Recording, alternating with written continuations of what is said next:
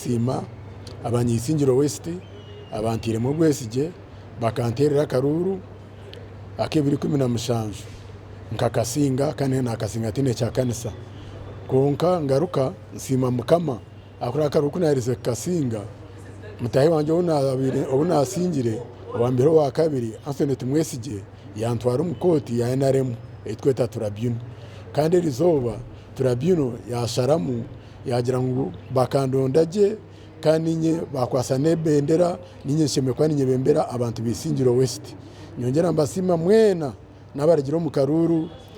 kutandikira ahansairo C1 kugumizamu ka district mwena bakwasire bendera nyongera kubashaba ngo twatanise toronda karuru ka President Museveni hamwe nakanje nobwanyu bwona twena tukorenka timu emwe ya NRM akakiko karukucomu umumanja izarigiro mu byo kuronda kacomu nakagira ngo namazima watabarize ibyateremo mu kutabaza no kuhaba bakwe bikaba bitari mu mazima nakakikona tayine bujuruzi buyatireho